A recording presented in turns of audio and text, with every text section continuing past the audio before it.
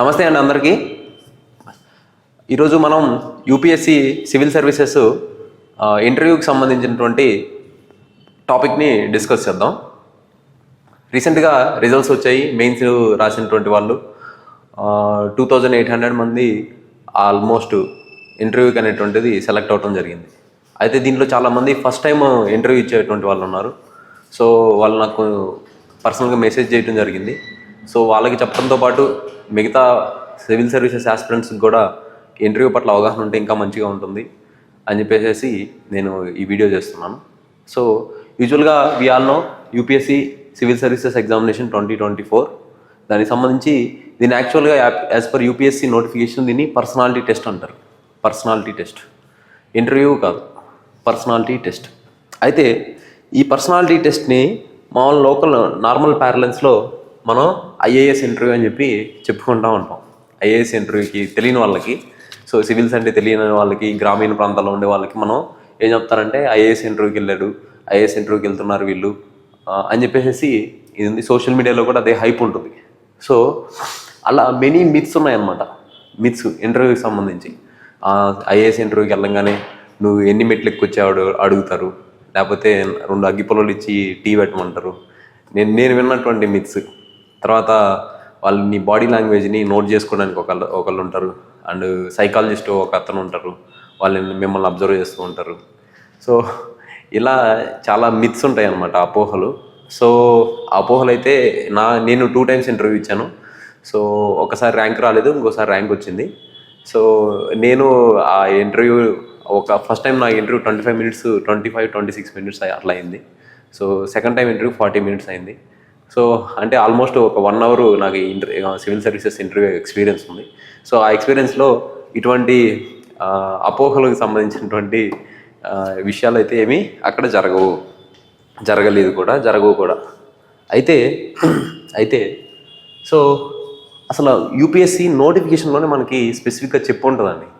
So personality test అంటే ఏంటి, వాళ్ళు స్కీమ్ ఆఫ్ ఎగ్జామినేషన్ ఇచ్చినప్పుడు సో ఫస్ట్ ప్రిలిమ్స్ ఉంటుంది, దానికి సంబంధించి సిలబస్, దానికి సంబంధించినటువంటి పేపర్ స్కీమ్ ఆఫ్ ఎగ్జామినేషను, తర్వాత మెయిన్స్, దాంతోపాటు ఇంటర్వ్యూకి సంబంధించినటువంటి scheme of examination, what they expect from the candidate అనేటువంటిది కూడా మనకి యూపీఎస్సి నోటిఫికేషన్లోనే ఇచ్చేయడం జరిగింది. సో యూపీఎస్సి నోటిఫికేషన్లో ఈ పేపర్ నా దగ్గరే ఉంది, పేజ్ నెంబర్ 28లో ఉంటుంది. దీనికి సంబంధించి 2024 నోటిఫికేషన్ సంబంధించి. సో ఆ పేజ్ నెంబర్ 28లో వాళ్ళు బ్రాడ్గా చాలా డీటెయిల్ పారాగ్రాఫ్ ఇచ్చారు, దాన్ని మీకు క్రిస్ప్గా చెప్తాను. So board UPSC civil services ఒక ఇంటర్వ్యూకి సంబంధించి ఒక బోర్డు కాన్స్టిట్యూట్ చేస్తారు. యూజువల్లీ దానికి యూపీఎస్సి మెంబరు చైర్పర్సన్గా ఉంటారు, మిగతా 4 other fields of services like IAS, IPS and IRS, లేకుంటే స్పోర్ట్స్, ఎడిటోరియల్స్ రాసేటువంటి ఇంటలెక్చువల్స్, మంచి ప్రొఫెసర్స్. సో ఇలా many intellectual people, believe me, they are very intellectual, very intellectual, very experienced. చాలా దే ఆర్ తల పండిన వాళ్ళు అంటారు ఇంకా తెలుగులో చెప్పాలంటే, అంత మంచి వాళ్ళు అక్కడ ఉంటారు. సో ఆ board they will be having your record in front of them. వాళ్ళ ముందు మీ రికార్డ్, మీ పుట్టిన ఊరు దగ్గర నుంచి, మీ అమ్మగారు పుట్టిన ఊరు దగ్గర నుంచి, మీ నాన్నగారు పుట్టిన ఊరు దగ్గర నుంచి, మనం పుట్టినప్పటి నుంచి స్కూలింగ్ దగ్గర నుంచి, ఇంటర్మీడియట్ కావచ్చు, 10th ఇంటర్మీడియట్, డిగ్రీ, తర్వాత మనం కోకరికులర్ యాక్టివిటీస్ ఏమైనా చేస్తుంటే, ఎక్స్ట్రా యాక్టివిటీస్ ఏమైనా చేస్తుంటే అవి, మన ఇంట్రెస్ట్, మన అచీవ్మెంట్స్, మన జాబ్ ఎక్స్పీరియన్స్, ఎవ్రీథింగ్ వాళ్ళ దగ్గర ఉంటుంది. సో దాన్ని ఒక రికార్డుగా పెట్టుకుంటారు. సో పెట్టుకొని దాంట్లో మనకి యూపీఎస్సీ నోటిఫికేషన్లో ఇచ్చినటువంటి ఇదేంటంటే, ఒక అన్బయాస్డ్ బోర్డు మీ రికార్డ్ని ముందు పెట్టుకొని క్వశ్చన్స్ని క్వశ్చన్స్ ఆఫ్ జనరల్ ఇంట్రెస్ట్ అంటారు.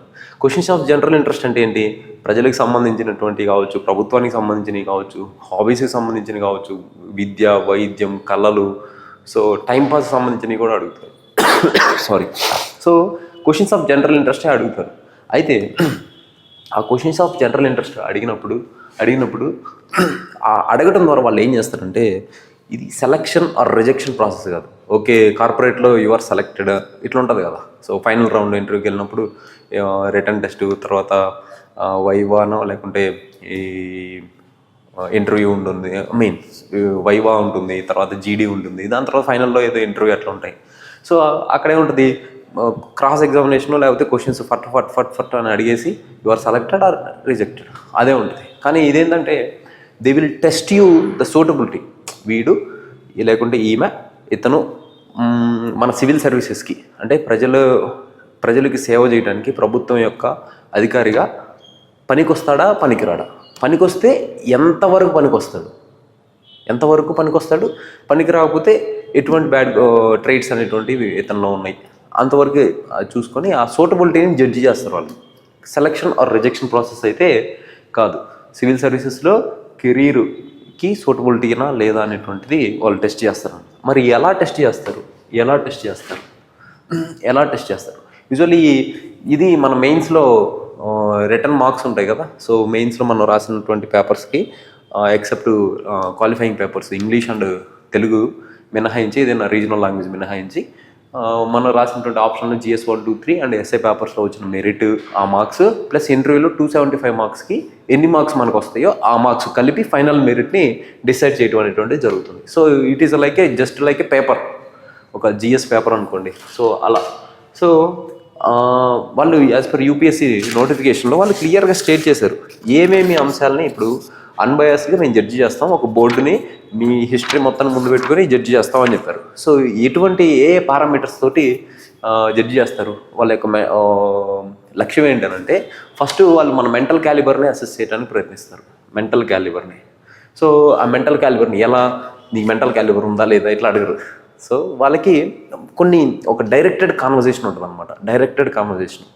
సో ఆ డైరెక్టెడ్ కాన్వర్జేషన్ అంటే ఏంటి, ఓకే మీరు ఈ విషయం గురించి మాట్లాడని అంటారు. అంటే వాళ్ళే ఒక డైరెక్షన్ ఇస్తూ ఉంటారు. ఆ డైరెక్షన్ లేదు, ఈ విషయం గురించి మాట్లాడండి, అవే క్వశ్చన్స్. సో అవి మాట్లాడేటప్పుడు మన పర్సనాలిటీ ఆటోమేటిక్గా వ్యక్తం అవుతూ ఉంటుంది. ఎలా వ్యక్తం అవుతుంది? సో వాళ్ళకి ఒక క్వశ్చన్ ఉందనుకోండి, ఆ క్వశ్చన్కి చాలా ఆన్సర్స్ ఉంటాయి. ABCDE. సమాజం మంచిదా కాదా? ఒకళ్ళు మంచిది అంటారు, ఇంకొకళ్ళు మంచిది కాదు అంటారు. సమాజానికి ఇంకొకడు C అనేటువంటి వాడు మంచి ఉంది చెడు ఉంది అని అంటాడు. D అనేటువంటి వాడు మంచి చెడు ఉన్నాయి కానీ ఒకే మనిషిలో ఉన్నాయి, అది ప్రతి వ్యక్తిలో ఉంటాయి అంటాడు. మళ్ళీ E అనేటువంటి వాడు సమాజం రెండుగా విభజించబడింది, మంచి చెడు, మంచి వర్గం చెడు వర్గం, లేకుంటే ధనిక వర్గం పేద వర్గం, ఇటువంటి అగ్రవర్ణాలు నిమ్నవర్ణాలు ఇట్లా ఏదో చెప్తారు. చెప్పినప్పుడు వాళ్ళకి ఈ ఆన్సర్ ఇంపార్టెంట్ కాదు. యాక్చువల్గా నా ఎక్స్పీరియన్స్తో నేను రియలైజ్ అయింది. ఇప్పటి వరకు మెనీ పీపుల్ ఆర్ దేర్, చాలా తలపడినటువంటి వాళ్ళు ఉన్నారు ఇంటర్వ్యూకి సంబంధించినటువంటి గైడెన్స్ ఇచ్చేటువంటి officers, senior officers and retired officers. But వాళ్ళందరూ ఏం చేస్తారంటే టాప్ డౌన్ అప్రోచ్లో చెప్తారు మీకు. అంటే ఒక ఆఫీసర్ నుంచి ఇట్లా క్యాండిడేట్ దగ్గర నుంచి ఏం ఎక్స్పెక్ట్ చేస్తున్నాను. కానీ నేను బాటమ్ అప్ అప్రోచ్, అంటే క్యాండిడేటు ఆ ఇంటర్వ్యూ బోర్డుని ఫేస్ చేసినప్పుడు పర్స్పెక్టివ్ ఎలా ఉంటుందో అది నేను చెప్తాను. సో నాకు అర్థమైంది ఏంటంటే వాళ్ళకి మీరు ఏ ఆన్సర్ చెప్పారా, B చెప్పారా, C చెప్పారా, D చెప్పారా, ఇది వాళ్ళకి ఇర్రెలివెంట్. కానీ మీరు దానికి ఆ ఆన్సర్ని చెప్పడం కోసం మీరు ఒక థాట్ ప్రాసెస్ని ఎవాల్వ్ చేసి ఉంటారు. ఓకే ఈ రకంగా ఆలోచిస్తున్నాడు, ఓకే నేను చెప్తా, సమాజం అంతా ఇప్పుడు ఒక్కొక్కరి పర్స్పెక్టివ్ ఒక్కో విధంగా ఉంటుంది. సో ఆ పర్స్పెక్టివ్ని వాళ్ళు అర్థం చేసుకుంటారు. ఓకే ఇతను సమాజాన్ని ఒక దృక్కోణంతో చూస్తున్నాడు, సమాజాన్ని పాజిటివ్ దృక్కోణంతో చూస్తున్నాడు. సో అంటే ఆ మెంటల్ స్టేటస్, మన mental calibre and mental thought process అనేటువంటిది వాళ్ళకి ఇంపార్టెంట్. అది మీరు అన్ని అంశాలను పరిగణలోకి తీసుకొని చెప్పారా, లేకపోతే డైరెక్ట్గా ఒక్కటే పాయింట్స్ తోటి తగ్గొట్టేసేసారా, లేదు ఆలోచించి తరిచి చూసి ఆ క్వశ్చన్కి ఎంతవరకు అవసరమో అంతవరకే రెలవెంట్గా చెప్పారా, ఇట్లా వాళ్ళకి అర్థమైపోతుంది. ఓకే ఇతను అన్ని అంశాలు ఆలోచించాడా లేదా అనేటువంటిది. ఆ విధంగా మనకి వాళ్ళు మన థాట్ ప్రాసెస్ని అంచనా వేస్తారు. మన ఆన్సర్స్ చాలామంది ఏమనుకుంటారంటే ద బెస్ట్ ఆన్సర్ చెప్పాలి అనుకుంటారు. ద బెస్ట్ ఆన్సర్ చెప్పాలి అనుకునే దాంట్లో అసలు వాళ్ళు బేసిక్ ఆన్సర్ కూడా చెప్పకుండా ఉంటారు. సో భయపడిపోతారు, ఫంక్ అవుతారు అట్లా. సో నేను 2 times ఇంటర్వ్యూ ఇచ్చినప్పుడు 2019 అప్పుడు నాకు 171 మార్క్స్ ఇచ్చారు. నాకు 2023లో 182 మార్క్స్ ఇచ్చారు. 180 2 మార్క్స్ ఇచ్చారు, which are just above average. And 182 is good mark, 171 is just above average marks. So వాళ్ళు 130 నుంచి 210 వరకు ఎంతవరకైనా ఇవ్వచ్చు. బేసిక్ నేను విన్నదైతే 130 మినిమం విన్నాను. సో వాళ్ళు 210 వరకు ఎంతైనా ఇస్తారనమాట. సో వాళ్ళు మన మెంటల్ క్యాలిబర్ని జడ్జ్ చేస్తారు క్వశ్చన్స్ ద్వారా. అదేవిధంగా ఇంటలెక్చువల్ క్వాలిటీస్, మన ఇంటలెక్చువల్గా మన మేధాతనం అనేటువంటిది, ఇప్పుడు మేధావితనం అనేటువంటి దాన్ని చెడుకి ఉపయోగించవచ్చు, మంచికి ఉపయోగించవచ్చు, వినాశనానికి ఉపయోగించవచ్చు, సృష్టి కల్పనకి ఉపయోగించవచ్చు. సో అలా ఎన్నో రకాలుగా ఉపయోగించవచ్చు. సో మన ఇంటలెక్చువల్ క్వాలిటీస్ ఏ విధంగా ఉన్నాయి, ఇంటలెక్చువల్ క్వాలిటీస్ అనేటువంటి. సో దాని తర్వాత ఇంటలెక్చువల్ అంటే మేధోపరమైనటువంటి నాలెడ్జ్. దాని తర్వాత సోషల్ ట్రైట్స్ అంటే సమాజంతో మీరు డీల్ చేసేటప్పుడు, రేపు సివిల్ సర్వీస్ అధికారి అయినప్పుడు ఎటువంటి సమాజంతో మీరు ఏ విధంగా డీల్ చేస్తారు, ఒక స్ట్రైక్ జరుగుతుంది ఏ విధంగా డీల్ చేస్తారు, ఐపీఎస్ అయితే, అదే కలెక్టర్ అయితే ఏ విధంగా డీల్ చేస్తారు, సో ఒక రైల్వే స్ట్రైక్ జరుగుతుంది ఏ విధంగా డీల్ చేస్తారు, ఇటువంటి సోషల్ ట్రైట్స్ని మీరు ఎలా ఫేస్ చేస్తారు అని కొన్ని కేస్ స్టడీస్ ఇవ్వచ్చు. లేకుంటే మీ లైఫ్లో మీరు ఎదుర్కొన్నటువంటి ఒక సందిగ్ధాన్ని చెప్పండి, మీరు దాన్ని ఎలా ఎదుర్కొన్నారు అని అడుగుతారు. ఆ సందిగ్ధం ఏంటి, అరే నేను పోలీస్ కానిస్టేబుల్ ఉన్నప్పుడు నేను డ్యూటీ చేస్తున్నప్పుడు సో ఇష్యూ జరిగింది, నేను అప్పుడు దానికి ఈ విధంగా రియాక్ట్ అయ్యాను అని వాళ్ళకి చెప్తే మన క్వాలిటీస్ని వాళ్ళు అసెస్ చేస్తారు. సో దాని తర్వాత interest in current affairs is very very essential and basic fundamental thing అనమాట. ఎందుకనంటే మనం ఆఫీసర్గా ఉన్నప్పుడు మన చుట్టూ ఏం జరుగుతుందని మనం ఖచ్చితంగా తెలుసుకోవాలి. సో ఆ కరెంట్ అఫైర్స్ అనేటువంటి మనం ఎంత అప్డేటెడ్గా ఉంటే ఇంటర్వ్యూ అనేటువంటిది అంత బాగా మనం చేయగలుగుతాం. తర్వాత క్రిటికల్ పవర్ ఆఫ్ అసిమిలేషన్ అంటే మనం అన్ని స్వాంగీకరణం అంటారు తెలుగులో. సో దాన్ని ఏదైనా ఒక అంశాన్ని మనం నేర్చుకుంటున్నప్పుడు లేకపోతే మననం చేసుకుంటున్నప్పుడు దాన్ని క్రిటికల్ పవర్ ఆఫ్ అసిమిలేషన్. ఇప్పుడు మనకి చెప్తారు, ఒక మనిషి మీద మీరు సుపీరియర్ ఆఫీసర్ అయినప్పుడు మీకు ఎవరైనా ఒక వ్యక్తి వచ్చి కింద ఆఫీసర్ ఎట్లా చేస్తున్నాడని చెప్పి ఏదో చాడీలు చెప్పారు అనుకోండి, మీరు ఓకే ఇచ్చేసాడా ఇచ్చేసాడు అన్నట్టుగా అట్లా తీసుకోకుండా విమర్శనాత్మకంగా ఆలోచించాలి. అదే ఇంకొక రిపోర్ట్ వస్తుంది. ఇప్పుడు freedom of press index report ప్రకారం ఇండియాకి ర్యాంకింగ్ అనేది తగ్గిపోయింది. కానీ యాక్చువల్గా ఇండియా ర్యాంకింగ్ అనేది మంచి మెరుగ్గా ఉండొచ్చు. ఇప్పుడు ఆహార భద్రత, ఫుడ్ సెక్యూరిటీకి సంబంధించిన దాంట్లో మన ర్యాంకింగ్ తక్కువ ఉంటుంది. కానీ ఇవన్నీ వెస్ట్రన్ కంట్రీస్ చేస్తాయి కాబట్టి దేర్ మే బి బయాస్డ్నెస్. సో మన యాక్చువల్ గ్రౌండ్లో ఉన్నటువంటి గణాంకాలు ఏంటి, ఉన్నటువంటి అనుభవాలు ఏంటి, వాటన్నిటిని మనం క్రిటికల్గా విమర్శనాత్మకంగా అధ్యయనం చేయాలి. ఏదో ఒక రిపోర్ట్ వచ్చిందని దాన్ని అట్టే పట్టేసుకొని వెళ్ళిపోవటం కాదనమాట. సో దాని తర్వాత క్లియర్ అండ్ లాజికల్ ఎక్స్పోజిషన్. ఏదైనా ఒక ఆఫీసర్ వర్క్ చేసేటప్పుడు అతని యొక్క జాబ్ రోల్ ఏంటి, అతనికి సంబంధించినటువంటి లిమిటేషన్స్ ఏంటి, అండ్ అతనికి సంబంధించినటువంటి అధికారాలు ఏంటి, వాళ్ళకి సంబంధించినటువంటి అధికారాలు ఏంటి, అవన్నీ క్లియర్గా తెలిసి ఉండాలి. అంత లాజికల్గా మనం ఒక పనిని చేసేటప్పుడు, లేకపోతే ఒక ఫినామినానో, ఒక కరెంట్ అఫైర్స్నో, లేకుంటే ఏదైనా ఒక ఇష్యూని మనం చెప్పేటప్పుడు వాళ్ళకి క్లియర్గా అర్థం అవ్వాలి. సింగిల్ షాట్లో మనం క్రిస్ప్గా చెప్పి వాళ్ళకి క్లియర్గా ఇది ఇక్కడ ఈ విధంగా జరుగుతుంది, ఓకే లెబనాన్లో ఈ విధంగా జరుగుతుంది, లేకపోతే వెస్ట్ ఏషియాలో ఈ విధంగా జరుగుతుంది, సో దాని పట్ల నా అభిప్రాయం ఇది అని క్లియర్గా ఉండాలి. అండ్ ఎందుకు అనేటువంటిది, ఆ కంక్లూజన్కి నేను ఎందుకు వచ్చానటువంటి లాజికల్ ఎక్స్పోజిషన్ అనేటువంటిది కూడా ప్రాపర్గా చేయాల్సి ఉంటుంది. అండ్ బ్యాలెన్స్ ఆఫ్ జడ్జిమెంట్ అనమాట. సో కొన్ని క్వశ్చన్స్ ఉంటాయి, అవి రైటా రాంగా అంటే they are both right and wrong. So అటువంటి సందిగ్ధపరమైనటువంటి క్వశ్చన్స్ ఇచ్చినప్పుడు, ఉదాహరణకు ఒక పిల్లవాడు వాళ్ళ మదర్కి అవసరం అని చెప్పేసి దొంగతనం చేసి ఏం చేస్తాడు, మెడిసిన్ దొంగతనం చేస్తాడు. పోలీసులు వాళ్ళని పట్టుకొని విచారిస్తారు. అప్పుడు చెప్తాడు. సో ఆ సందర్భంలో పిల్లవాడు చేసింది రైటే, పోలీసులు చేసింది రైటే.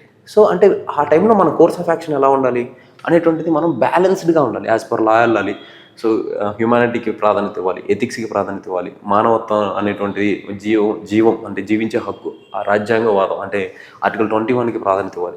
ఇటువంటి అంశాలకి ప్రాధాన్యత ఇవ్వాలి. సో మనం ఆ బ్యాలెన్స్ ఆఫ్ జడ్జిమెంట్ వాళ్ళు అడిగినప్పుడు మనం ఇన్ని అంశాలను పరిగణలోకి తీసుకుని నేను ఈ విధంగా అప్రోచ్ అవుతానని చెప్తే వాళ్ళకి ఓకే ఇతను బ్యాలెన్స్ ఆఫ్ జడ్జిమెంట్ కలిగి ఉన్నాడు. అంటే variety and depth of interest అంటే మనం చూస్తాం సివిల్ సర్వీసెస్లో ఆఫీసర్స్ సివిల్ చదవాలంటే 18 గంటలు చదవాలి, 16 గంటలు చదవాలి, పుస్తకాలు పురుగులు వీళ్ళు ఇట్లా అనేటువంటిది ఉంటుంది. But that is not true.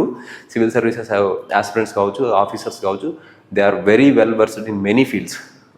Games కావచ్చు, NCC, sports, shooting and photography, many aspects, coding కావచ్చు, మెనీ ఆస్పెక్ట్లో వాళ్ళు చాలా వెరైటీ ఆఫ్ ఇంట్రెస్ట్ ఉంటుంది and the depth of interest. ఎందుకంటే మన సివిల్ సర్వీస్లో 24 సర్వీసెస్ ఉన్నాయి. ఏ సర్వీస్లో మనం సెలెక్ట్ అవుతామో తెలియదు. సో ఏ సర్వీస్లో సెలెక్ట్ అయినా కానీ మనం ఆ జాబ్ని ప్రాపర్గా అడ్మినిస్ట్రేషన్లో చేయాల్సి ఉంటుంది. సో ఇంకా అడ్మినిస్ట్రేటివ్ పోస్ట్లో ఐఏఎస్ అనేటువంటి సర్వీస్లోకి వెళ్తే మెనీ ఫీల్డ్స్లో, ఒకరోజు ఫిషరీస్లో ఉండొచ్చు, ఇంకో రోజు కోల్లో ఉండొచ్చు, ఇంకో రోజు హెల్త్లో ఉండొచ్చు, ఇంకో రోజు సైన్స్ అండ్ టెక్నాలజీలో ఉండొచ్చు. సో మనకి ఆ వెరైటీ ఆఫ్ ఇంట్రెస్ట్ అనేటువంటిది ఉండాలి.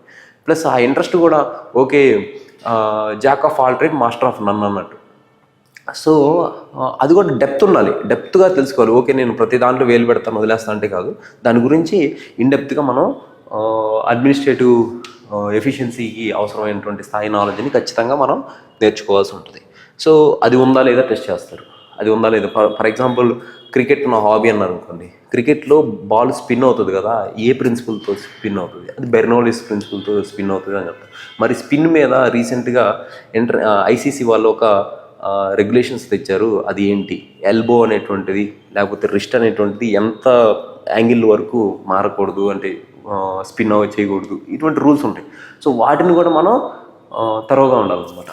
సో అంత డెప్త్లో మనం తెలుసుకోవాలి. Ability of social cohesion. ఇప్పుడు మీరు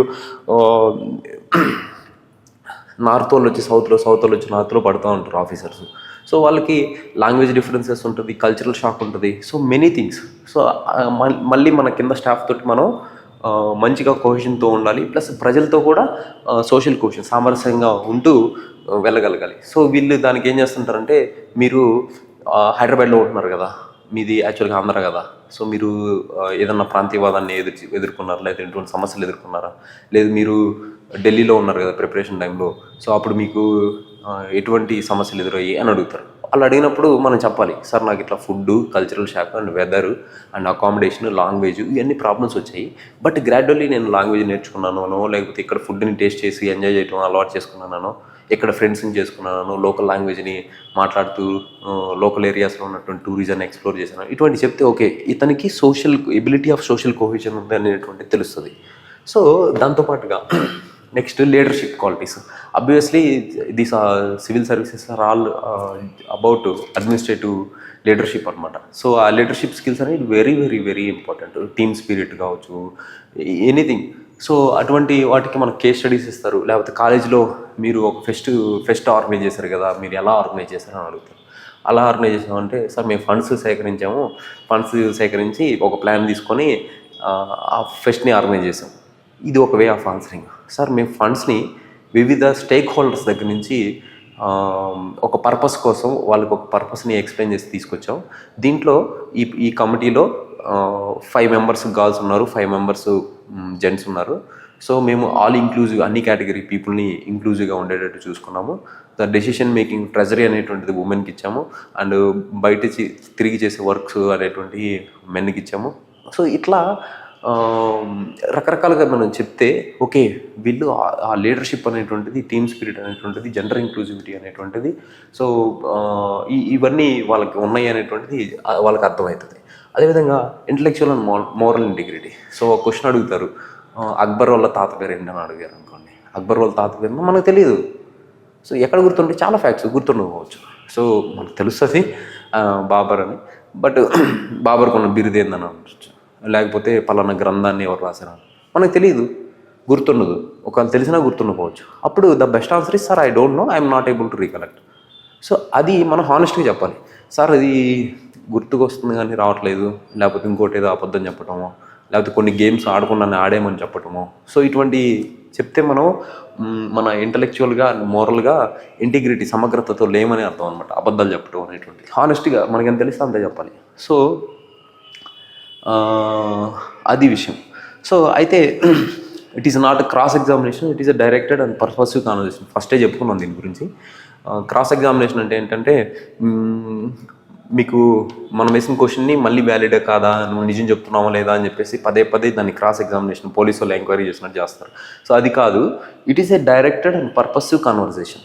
సో ఓకే, మీరు హెల్త్ సెక్టర్లో పనిచేశారు, దాని గురించి చెప్పండి. మీరు పోలీస్ డిపార్ట్మెంట్ పనిచేశారు కదా, దాని గురించి చెప్పండి. ఇట్లా వాళ్ళే చెప్తారు, దీని గురించి చెప్పండి, దాని గురించి చెప్పండి అని. అంటే డైరెక్ట్ చేస్తూ ఉంటారు మన కాన్వర్జేషన్ని.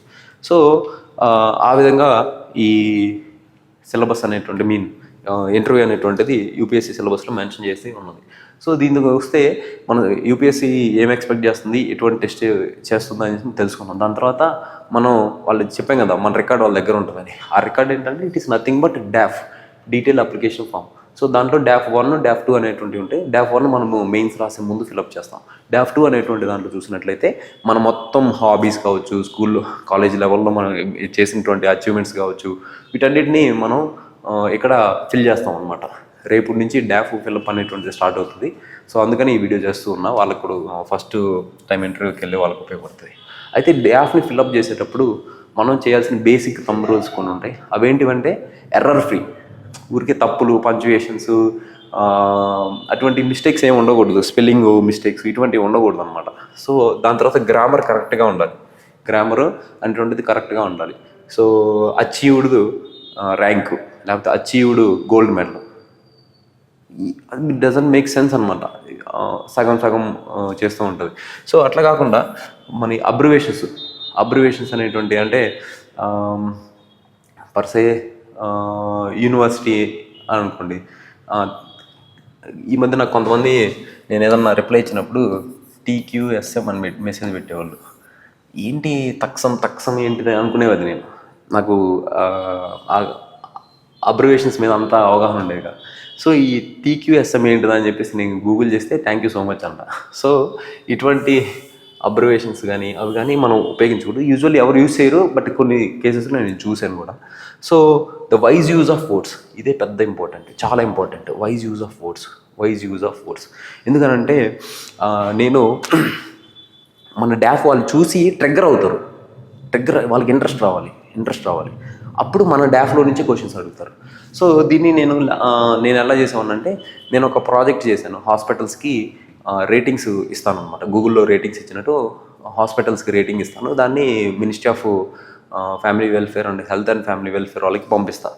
సో దానికి నేను C-HOST అని పెట్టాను, citizen hospital observation and service testimonial అని ఒక రేటింగ్ సిస్టమ్ లెక్క. సో దాన్ని పెట్టాను నేను, giving C-HOST rating to hospitals అని పెట్టాను. సో ఏంది C-HOST, వాళ్ళకి ఇంట్రెస్ట్ ఉండొచ్చు, ఉండకపోవచ్చు.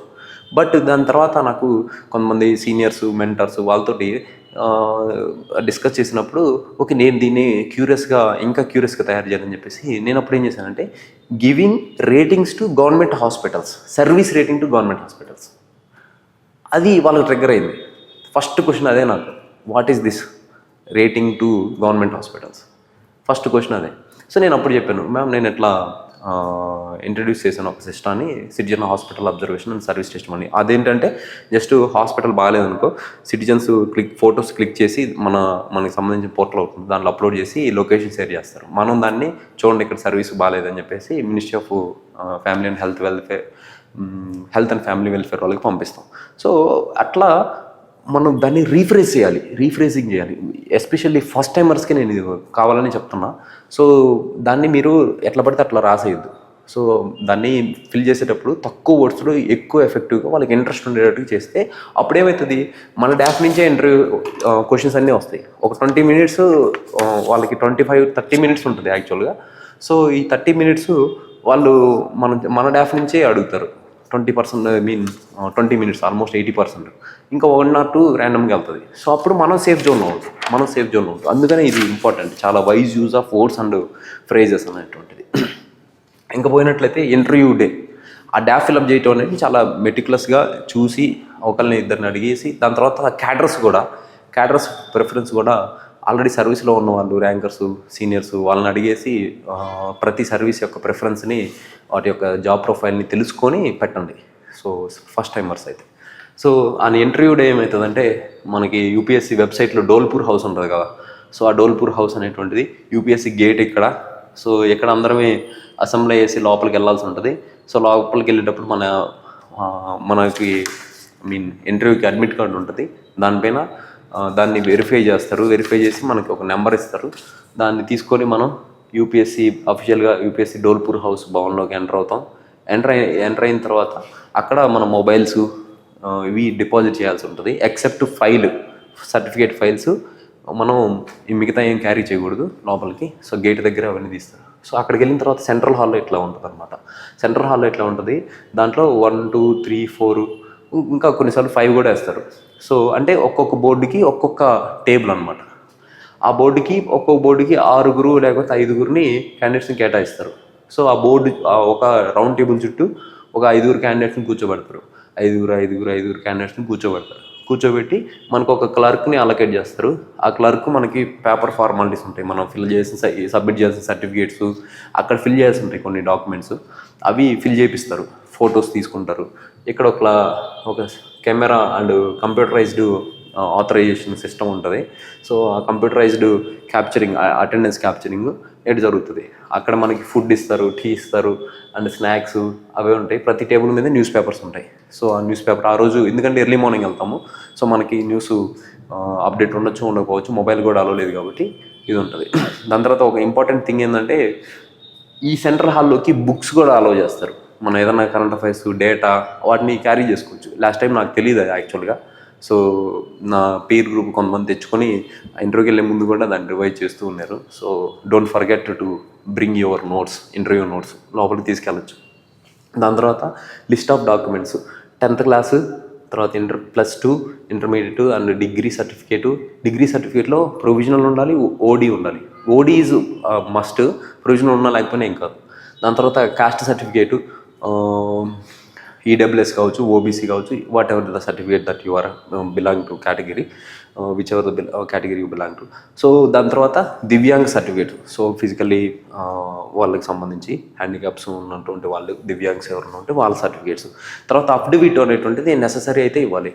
సో మన సర్టిఫికేట్స్లో కొన్నిసార్లు స్పెల్లింగ్ మిస్టేక్ పడవచ్చు. ఫాదర్ నేమ్లో ఏ బదులు ఈ రాస్తారు కొన్నిసార్లు. సో అటువంటి మిస్టేక్స్ 10th అట్లా ఉండి డిగ్రీలో ఒక విధంగా ఉంటే అప్పుడు మనం ఒక సెల్ఫ్ అటెస్టెడ్ అఫిడవిట్ అనేటువంటిది ఫైల్ చేయాల్సి ఉంటుంది. సో ఆ అఫిడవిట్ క్యారీ చేయాలి. సో దాని తర్వాత మనకి సెంట్రల్ హాల్లో అంతా అయిపోయిన తర్వాత ఒక క్లర్క్ వస్తారు, ఆ యమదూతలాగా వస్తారు, వచ్చి నువ్వు రా అంటారు.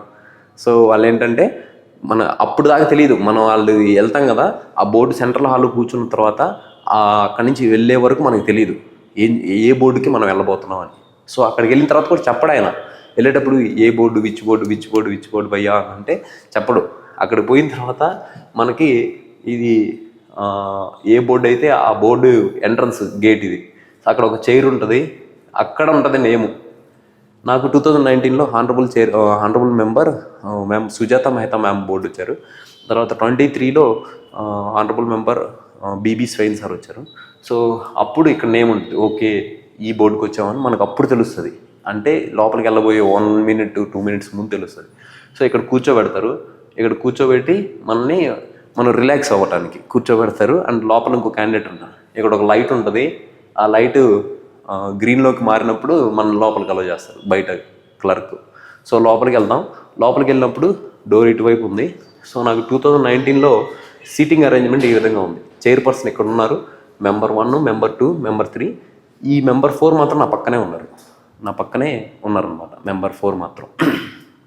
సో దాని తర్వాత 2023 అటెంప్ట్ అప్పుడైతే రౌండ్ టేబుల్ ఉంది, సర్క్యులర్ టేబుల్ ఉంది.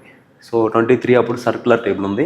ఇక్కడ చైర్పర్సన్ ఉన్నారు, మెంబర్ 1, మెంబర్ 2, మెంబర్ 3, మెంబర్ 4, ఇక్కడ నేను ఉన్నాను. సో అది క్లోజ్ కన్వర్జేషన్ అనమాట. సో మనకి కొన్ని మాక్ ఇంటర్వ్యూస్లో ఇట్లా చూపిస్తూ ఉంటారు, అందరు ఇట్లా ఉండేసి ఇట్లా అని చెప్పేసి ఎదురుగా కూర్చోవడం అవన్నీ అవ్వదు. దాని తర్వాత వస్తే కొంతమంది బాడీ లాంగ్వేజ్ ఇట్లే ఉండాలి, చేతులు కట్టుకునే ఉండాలి, ఫ్రీగా చేయకూడదు, ఇట్లా ఉండాలి, అట్లా ఉన్నాయే చెప్తారు. బట్ అవి అంత ఎసెన్షియల్ అయితే ఏం కాదు. మనం అక్కడ హ్యాండ్ మూమెంట్స్ కూడా మనం ఫ్రీగా చేయొచ్చు. సో దాని తర్వాత వచ్చినట్లయితే ఆఫ్టర్ ఇంటర్వ్యూ అయిపోయిన తర్వాత మనం మళ్ళీ సెంట్రల్ హాల్లోకి వెళ్ళడానికి అలో లేదనమాట. మన బ్యాగు అండ్ ఫైల్స్ ఇవన్నీ మనం కూర్చునే చైర్ ఉంటుంది కదా, అక్కడ పెట్టేస్తాం. అక్కడి నుంచే మనం తీసుకొని ఎగ్జిట్ అయిపోవాలి, బయటకు వచ్చేసేయాలి. మళ్ళీ అక్కడికి వెళ్ళి ఈ క్వశ్చన్స్ అడిగారు, ఆ క్వశ్చన్స్ అడిగారు, ఇది ప్రిపేర్ ఏం ఉండదు ఇంకా ఆ కన్వర్జేషన్. సో దాని తర్వాత వస్తే ఇంక బయటకు వస్తే అందరూ యూనియన్ పబ్లిక్ సర్వీస్ కమిషన్ అని అది ఒక ఫోటో ఉంటుంది. ప్రతి యాస్పిరెంట్కి ఒక డ్రీము. సో వాళ్ళు బయట యూపీఎస్సీ ముందు ఇంటర్వ్యూ సూటు, శారీ ఏదైతే అది ఫీమేల్ అయితే శారీ అండ్ మేల్ అయితే సూటు తీసుకొని ఒక ఫోటో సెషను, దాని తర్వాత ఇక పక్కనే స్నాక్స్ అవి ఇవి ఉంటాయి. దాని తర్వాత ఏమవుతుందంటే నెక్స్ట్ డే మనం ఇంటర్వ్యూ అయిపోయిన తర్వాత నెక్స్ట్ వర్కింగ్ డే మనకి మెడికల్, మన ఇంటర్వ్యూ అయిపోయేటప్పుడే మనకి బయటకు వచ్చేటప్పుడే ఒక లెటర్ ఇస్తారు హాస్పిటల్ నేమ్ తోటి. పలానా హాస్పిటల్కి వెళ్ళి మెడికల్కి అటెండ్ అవ్వండి అని చెప్పిస్తారు. అక్కడ ఒక 8 or 9 హాస్పిటల్స్ ఉంటాయి ఢిల్లీలో. ఆ హాస్పిటల్కి వెళ్ళాలి. సో ఆ మెడికల్ టెస్ట్ అంటారు. నెక్స్ట్ డేనే మెడికల్ టెస్ట్ ఉంటుంది. మెడికల్ టెస్ట్ దాని తర్వాత దాంట్లో మనం ఫాస్టింగ్లో వెళ్ళాలి, ఏం తినకుండా వెళ్ళాలి, 12 hours ఫాస్టింగ్లో వెళ్ళాలి. సో వెళ్ళినాక అక్కడ మామూలుగా blood sample, urine sample, x-ray, ECG ఏ తీస్తారు మెడికల్. దాని తర్వాత వాళ్ళు ఒక అటెండెన్స్ స్లిప్ ఇస్తారు. మనం వాళ్ళకి ఒక స్లిప్ ఇస్తాం. సో వాళ్ళు మనకి అక్కడ ఫామ్ ఫిల్అప్ చేసి ఒక స్లిప్ ఇస్తారు. అటెండెన్స్ అంటే మెడికల్ అటెండ్ అయ్యాము అనేటువంటిది స్లిప్. ఆ స్లిప్ని మనం ఆ రోజు మెడికల్ అయిపోయిన తర్వాత యూజువల్లీ మార్నింగ్ ఫాస్టింగ్తో వెళ్తే ఈవినింగ్కి అయిపోతుంది. ఆ ఈవినింగ్ వెళ్ళి మళ్ళీ యూపీఎస్సీ వాళ్ళకి ఇవ్వాలి. ఒకవేళ మనం మెడికల్లో కొన్నిసార్లు ఓవర్ వెయిట్ ఉంటామో, బాడీ మాస్ ఇండెక్స్ ఎక్కువ ఉంటామో, లేకపోతే హైట్ విషయంలో అటు ఇటుగా ఉన్నప్పుడు డిస్ప్యూట్ రైజ్ చేయటము, ఇటువంటివి ఉంటాయి. సో దానికి మనం అప్పీల్కి వెళ్ళాలని చెప్తారు వాళ్ళే. మీరు మెడికల్లో క్వాలిఫై అవ్వలేదు, సో మీరు మళ్ళీ అప్పీల్ పెట్టుకోండి అని చెప్తారు. సో మన అప్పీల్కి వెళ్ళాలంటే అప్పీల్కి వెళ్ళచ్చు. దానికి డిఓపిటి వాళ్ళు, department of persons and training అనేటువంటి వాళ్ళు సిఎస్సి ప్లస్ అనే ఒక పోర్టల్ ఉంటుంది. సో దాని తర్వాత మనం బేసిక్ డీటెయిల్స్ని కూడా ఫిలప్ చేయాల్సి ఉంటుంది మనం మెడికల్ అయిపోయిన తర్వాత. అప్పుడే మనం అప్పీల్కి వెళ్ళాలన్నా కూడా దాంట్లోనే ఫిలప్ చేస్తాం. అయితే దాని తర్వాత మెడికల్ క్లియర్ అయిపోయిన తర్వాత మెడికల్ స్లిప్ని తీసుకొచ్చి, అటెండెన్స్ స్లిప్ని మనం యూపీఎస్సీ దగ్గర ఇవ్వాల్సి ఉంటుంది. మళ్ళీ యూపీఎస్సీ దగ్గరికి వెళ్ళి అక్కడ వాళ్ళ కౌంటర్ ఉంటుంది, అక్కడ ఇచ్చేసేయాలి. దాని తర్వాత యూపీఎస్సీ మ్యూజియం ఉంటుంది. యూపీఎస్సీ భవన్లోనే యూపీఎస్సీ మ్యూజియం ఉంటుంది. యూపీఎస్సీ హిస్టరీ, దానిలో టాపర్స్, ప్రీవియస్ బ్రిటిష్ టైంలో ఉన్నటువంటి ఆఫీసర్స్, చైర్పర్సన్స్ వాళ్ళు, సో ఇవన్నీ అక్కడ ఉంటాయి, అవి చూడొచ్చు. సో ఇది ఇంకా దాని తర్వాత అయిపోయిన తర్వాత వన్స్ మనం అటెండెన్స్ స్లిప్ని సబ్మిట్ చేసిన తర్వాత ఇంకా మనకేం పని ఉండదు. వచ్చి ఇంకా ఫైనల్ రిజల్ట్స్ ఎప్పుడు వస్తాయి అని చెప్పేసి వెయిట్ చేసుకుంటూ ఉండటమే. అయితే కొంతమంది మెడికల్ క్వాలిఫై ఉన్నారు కదా, సో వాళ్ళకి మళ్ళీ ఒక 2 months తర్వాత మళ్ళీ మెడికల్ ఉంటుంది. సో అప్పుడు వాళ్ళు కొంతమందికి చెవులో కర్ణబేరికి రంధ్రం ఉంటుంది, సో వాళ్ళని సర్జరీ చేసుకోమని చెప్తారు. కొంతమంది ఓవర్ వెయిట్ ఉంటారు, వాళ్ళని వెయిట్ తగ్గిరమ్మని చెప్తారు. సో ఇటువంటి టెక్నికల్ ఇష్యూస్ ఉంటాయి. కొంతమంది హైట్ అటు ఇటు ఉంటారు, వాళ్ళని మళ్ళీ పిలుస్తారు. సో ఒక అవకాశం ఇస్తారనమాట 2 months తర్వాత. సో అప్పుడు 2 months తర్వాత మళ్ళీ వాళ్ళు వెళ్ళాల్సి ఉంటుంది. సో అది అయిపోయిన తర్వాత ఇంకా ఫైనల్ రిజల్ట్స్ కోసం వెయిటింగ్ చేయటమే. సో దాంతోపాటు ఎవరైతే ఫస్ట్ టైమర్స్ ఇంటర్వ్యూకి వెళ్ళే వాళ్ళు ఉంటారో అండ్ ఇంటర్వ్యూ గైడెన్స్ అనేటువంటి కావాలనుకుంటారో వాళ్ళకి నేను గూగుల్ ఫామ్ ఒకటి క్రియేట్ చేసి ఈ వీడియో కింద పోస్ట్ చేస్తాను లింకు. దాంట్లో మీరు మీ నేము, రోల్ నెంబర్ అండ్ మొబైల్ నెంబర్తో ఎన్రోల్ అవ్వండి. సో ఆల్రెడీ మేము ఒక పీర్ గ్రూప్ ఉన్నాం, కొంతమంది ఇంటర్వ్యూ ప్రిపేర్ అయ్యే వాళ్ళని. సో ఆ పీర్ గ్రూప్ తోటి I will make you to contact with them and అందరూ కలిసి ప్రిపేర్ అయితే it give some edge and positivity and కొంత ఎక్స్పీరియన్స్ అనేటువంటి ఎన్రిచింగ్గా ఉంటుంది. సో అది కూడా ఈ వీడియో కింద పోస్ట్ చేస్తాను. సో దట్స్ ఇట్ అండి. ఇది ఇంటర్వ్యూకి సంబంధించినటువంటి ప్రాసెస్. సో బ్రీఫ్గా ఈవెన్ ఇంటర్వ్యూకి సెలెక్ట్ అవ్వని వాళ్ళు కావచ్చు, కొత్తగా ఉన్న యాస్పిరెంట్స్ కావచ్చు, వాళ్ళకి ఏంటంటే ఈ ప్రాసెస్ పట్ల అవగాహన ఉంటే ఎక్కడి నుంచి మంచి హాబీస్ ఇన్కల్కులేట్ చేసుకోవటమో, లేకుంటే మంచి వాళ్ళ డాఫ్ని ఎన్రిచ్ చేసుకునేటువంటి యాక్టివిటీస్ చేయటము, ఓవర్ వెయిట్ ఉంటే దాన్ని తగ్గటము, ఫిట్నెస్ మెయింటైన్ చేసుకోవటం వంటివి చేస్తూ ఉంటారు. సో అలా చేయాలని కోరుకుంటూ, so wish you all the best.